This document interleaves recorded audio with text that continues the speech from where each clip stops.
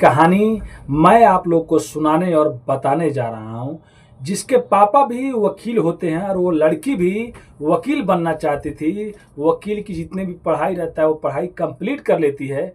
उसके बाद वो जज बनना चाहती थी। उसका सपना रहता है कि मैं जज बनूंगी और लोगों की सेवा करूंगी, लोगों के साथ में रहूंगी। इसके लिए वो अपने घर से 600 किलोमीटर दूर पढ़ने जाती है और अच्छे से पढ़ाई भी करती है।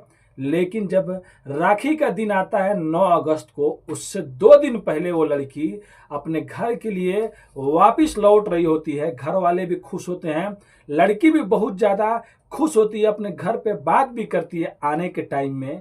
लेकिन ट्रेन में से ही वो लड़की कहाँ गायब हो जाती है, कहाँ चली जाती है, कभी किसी को पता ही नहीं चलता। आज 5-6 दिन बीत गया है। ये बात 7 अगस्त की है। आज मैं वीडियो बना रहा हूं तो आज 15 अगस्त के दिन है। अभी 6-7 दिन हो गया है, अभी वो लड़की नहीं मिली है। तो चलिए पूरी घटना को इस कहानी के माध्यम से बताएंगे। आखिर पुलिस ने कहां कहां तक छानबीन किया है, आखिर वो लड़की कैसे ट्रेन में बैठी और कहां तक आई थी, उसके बाद वो गायब हो गई और पुलिस को अभी तक क्या क्या सबूत मिले हैं, तो पूरी घटना को इस कहानी के माध्यम से बताएंगे। उससे पहले आप लोग से रिक्वेस्ट करते हैं, अगर आप हमारे चैनल पे नए हैं तो चैनल को आज ही सब्सक्राइब, लाइक, शेयर, कमेंट करना मत भूलिए।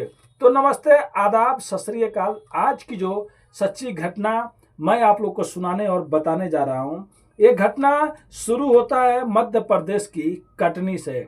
कटनी में एक लड़की रहा करती थी जिसका नाम अर्चना तिवारी होता है और उसके पापा भी वकील होते हैं। लड़की का सपना रहता है कि मैं पढ़ लिख कर और ज़्यादा पढ़ाई करके, वकील तो पहले ही बन चुकी रहती है, लेकिन अब उसका सपना रहता है कि जज बनूंगी। जो जज बनने के लिए और भी ज़्यादा एग्जाम दिए जाते हैं, तो वो वहाँ से इंदौर शिफ्ट हो जाती है। उसके घर वाले उसका एडमिशन इंदौर में करा देते हैं। वहाँ वो एक हॉस्टल में रहा करती थी, जिसका फोटो आप लोग देख सकते हैं। उस होटल में वो रहा करती थी और पढ़ाई किया करती थी। सब चीज़ अच्छे से चल रहा होता है, तभी अचानक 9 अगस्त आ जाता है। यानी कि 9 अगस्त आने वाला रहता है रक्षाबंधन। राखी के दिन पर वो अपने घर आने के लिए टिकट निकालती है। जो रिजर्वेशन रहता है, जो 7 अगस्त को इंदौर टू कटनी का जो ये सफ़र रहता है वो 600 किलोमीटर का रहता है। और निकलती है वहाँ से शाम के टाइम में, क्योंकि उसका ट्रेन 4:10 पर रहता है इंदौर से कटनी के लिए। और कटनी सुबह 6:30 या 7 बजे के बीच में पहुँचने वाली थी। उसके बाद वो निकलती है तो देख सकते हैं सीसीटीवी कैमरा में उसका साफ साफ दिखाई दे रहा है। वो अपने दोस्तों से बात भी कर रही है, वहाँ पे जो कलीग होते हैं जो हॉस्टल में, उनसे बात करके वो निकलती है और ऑटो से बुक करके वो रेलवे स्टेशन पहुंचती है। और रेलवे स्टेशन पहुंचने के बाद वो ट्रेन में बैठ जाती है। जो ट्रेन में उसका सीट रहता है वो सेकंड एसी में 3rd नंबर सीट रहता है। और जो ट्रेन का नंबर होता है वो होता है 18,233। जो ट्रेन का नाम रहता है वो नर्मदा एक्सप्रेस रहता है, जो इंदौर से चल के बिलासपुर जाने वाली थी। और कटनी में इस अर्चना तिवारी को, लड़की को, उतरना रहता है सुबह के 6:30 या 7 बजे। जैसे अर्चना उसमें बैठ जाती है, 4:10 पर शाम को ट्रेन वहाँ से चलने लगती है। और उसके कुछ मिनटों के बाद, 1-2 घंटे के बाद, अर्चना अपने चाची से बात करती है। चाची से बात करने के बाद अर्चना लास्ट टाइम में 10 बजे के टाइम में अपने घर वालों से भी बात करती है। और बात करने के बाद अब फ़ोन कट जाता है। घर वाले भी अब टेंशन फ्री हो जाते हैं कि चलो अर्चना बैठ गई। अर्चना भी अब सोने की तैयारी करने लगती है। उधर घर वाले बोल के रखे होते हैं कि हम लोग सुबह कटनी रेलवे स्टेशन आ जाएंगे, तुमको वहां से पिकअप कर लेंगे रेलवे स्टेशन से ही। अब रात को 10 बजे तो फोन कट जाता है घर वालों का। ट्रेन चल रही होती है, ट्रेन भोपाल भी पार कर देती है। लेकिन जैसे सुबह के 6:30 बजे, 7 बजे वो ट्रेन कटनी रेलवे स्टेशन पे आती है, तो आने से पहले ट्रेन ये बता देती है, जगह जगह पर मतलब लगे रहते हैं बड़ा बड़ा बोर्ड, जिसमें लिखा रहता है कि second sleeper, second AC, first AC इस जगह पर रुकेगा। तो घर वाले पहले से ही उस जगह पे आके रुके रहते हैं। लेकिन जैसे ट्रेन रुकता है, रुकने का कुछ टाइम वो लोग बाहर इंतजार करते हैं कि अर्चना शायद बाहर निकल के आ जाए। 5 मिनट का स्टॉपेज रहता है, लेकिन अर्चना बाहर नहीं निकलती है। अब घर वाले जैसे ही अंदर एंट्री करते हैं, उस जगह को देखते हैं, अभी जाके ही देख रहे होते, तब तक ट्रेन चलने का हार्न बजाती है। घर वाले जल्दी जल्दी उतर जाते हैं। उनको लगता है कि अर्चना आखिर में गई तो गई कहाँ, और ट्रेन में कुछ टाइम रुका रहता तो शायद घर वाले खोज लेते, क्योंकि वो पहले तो ट्रेन के अंदर नहीं जाते हैं कि शायद अर्चना बाहर निकल के आएगी, लेकिन यहाँ तो अर्चना बाहर आती ही नहीं है। उसके बाद वो लोग अपने कलीग को, जो अपने रिश्तेदार रहते हैं, उनको फ़ोन करते हैं और वहाँ से दूसरा जो स्टेशन कुछ दूर पे आने वाला रहता है उसका नाम उमरिया होता है, और रिश्तेदारों लोग को बोलते हैं कि थोड़ा जाके देखिए कि अर्चना सो गई है क्या। हम लोग घुसे तो वो अंदर नहीं थी और वो बाहर निकल के आए भी नहीं।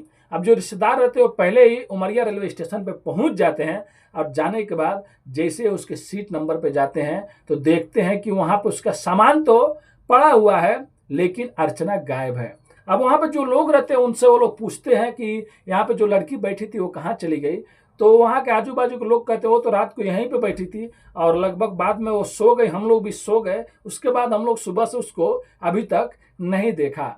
अब घर वाले और वो जो रिश्तेदार रहते हैं सब कोई परेशान हो जाता है, लेकिन उसी टाइम में एक आदमी कहता है कि मैं रात को एक बार उठा था और वॉशरूम की तरफ से आ रहा था, तो लड़की उधर जा रही थी, तो शायद दोनों लोग टकराए थे। बस लास्ट ये बात दूसरा आदमी जो बैठा रहता है वो बताता है। अब घर वाले सब कोई परेशान हो जाते हैं कि आखिर में गई तो गई कहाँ, ट्रेन में सामान है। उसके बाद वहीं जीपीआर जो रेलवे का पुलिस होता है, पुलिस स्टेशन होता है, उसमें जाके कंप्लेन लिखाया जाता है कि एक लड़की है जिसका नाम अर्चना है, जो इंदौर से चली थी और यहाँ तक आने पर बात हुआ था, और अभी उसका मोबाइल भी स्विच ऑफ बता रहा था। जब सुबह में मेरे घर वाले फ़ोन किए थे तो उनको लगा चलो मोबाइल स्विच ऑफ हो गया होगा, लेकिन वो उतरेगी तो। अब इधर पुलिस जांच करती है। सबसे पहले जो सीसीटीवी कैमरा रहता है जहाँ जहाँ से वो चढ़ी थी वो सब बात करती है, और उसके बाद उस लड़की का कॉल डिटेल निकालती है। तो कॉल डिटेल निकालने के बाद जीपीआर वाले देखते हैं, जो पुलिस स्टेशन होते हैं, जो मतलब रेलवे पुलिस होती है, वो लोग देखते हैं कि 2:59 पे उस लड़की का मोबाइल मतलब बंद हुआ है। यानी कि 3 बजे आधा तो मतलब सफ़र तो पूरी कर ली थी, 7 बजे उसको बस अब उतरना ही था, लेकिन 3 बजे अचानक कैसे उसका मोबाइल स्विच ऑफ हो जाता है। और जो बताया रहता है कि मैं उस लड़की को देखा था कि रात को मैं जब बाथरूम जा रहा था, उसके कुछ टाइम बाद ही नर्मदा नदी भी पड़ता है। तो पुलिस का पहला पहलू ये रहता है कि शायद वो लड़की का मतलब ये तो नहीं है कि वो उठी थी और खिड़की पास मतलब दरवाजे के पास में गई, हवा लेने के लिए दरवाज़ा खोला होगा और सामने नर्मदा नदी होगी, तो शायद नदी में गिर गई होगी। उसके बाद तुरंत लोकल पुलिस से कांटेक्ट किया जाता है और लोकल पुलिस को तुरंत रेस्क्यू टीम को उसमें पानी में गोताखोरों को उतारा जाता है। और मालूम है कि अभी मानसून भी चल रहा है और बारिश का टाइम है, तो नदी भी उफान में चल रही है और रेस्क्यू चालू कर दिया जाता है। हर जगह खोजा जाता है, लेकिन अर्चना का कहीं भी अता पता नहीं चलता है। अब दूसरा पहलू ये रहता है कि अर्चना ने अपनी जान तो नहीं दे दिया, मतलब कूद के नदी में, तो ऐसे कैसे हो सकता है। उसके बारे में पता लगाया जाता है। वहाँ पे जो लड़कियां काम रहती है, पढ़ाई करती थी, उनसे भी बात किया जाता है, घर वालों से बात किया जाता है। तो घर वाले पहले ही कह देते हैं कि हमारी जो बेटी है कोई भी बात हम लोग से छुपाती नहीं थी, ऐसा कुछ भी नहीं है। उसको दोस्तों से पूछा जाता है या उसका मोबाइल भी खंगाला जाता है, जितने भी नंबर पर बात हुआ रहता है, लेकिन कुछ ऐसा खास नंबर सामने पुलिस को नहीं आती है। अब तीसरा पहलू ये रहता है कि ऐसा तो नहीं है कि किसी ने अर्चना को किडनैप कर लिया हो, क्योंकि कई बार ऐसा हुआ है कि ट्रेन से भी किडनैपिंग हो जाता है, लेकिन यहाँ पर कैसे हो सकता है, वो भी रात के अंधेरे में। ये भी तो नहीं है कि चलो वहाँ पर लोग नहीं थे और ये जो अर्चना है छोटी बच्ची थी। फिर भी तीसरा पहलू ये भी देखा जा रहा है, लेकिन पुलिस का शक है कि अब कहाँ पे है कहाँ पे नहीं है, ऑलरेडी उसकी अच्छे से खोज खबर हो रही है। अब इस पुलिस सारी टीम जुट गई है। अब इसमें भोपाल पुलिस, इंदौर पुलिस और जीपीआर मतलब रेलवे पुलिस भी जुटी हुई है, और अर्चना की हर जगह ढूंढा जा रहा है। चाहे रेलवे स्टेशन हो गया, कौन कौन वहाँ पे बैठा था, कैसे अर्चना के लास्ट में कौन देखा था, सबका पता लगाया जा रहा है। लेकिन अभी तक मतलब आज मैं जब कहानी सुना हूँ 15 लगभग 1-2 दिन पहले की बात है, 13 तारीख को, मतलब 5-6 दिन से अर्चना का कोई भी खोज खबर नहीं है।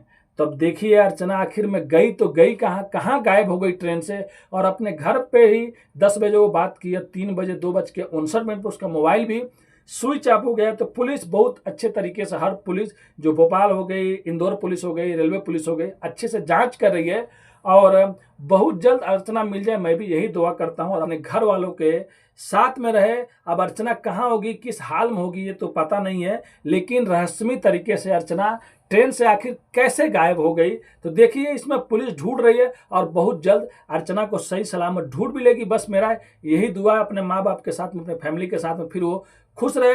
ये कहानी सुनाने का उद्देश्य किसी का भी दिल दुखाना नहीं है, बस आप लोगों को जागरूक और सचेत करना है इस कहानी के माध्यम से। अगर आप भी हमारे चैनल पे नए हैं तो चैनल को please subscribe, like, share, comment करना मत भूलिए। धन्यवाद।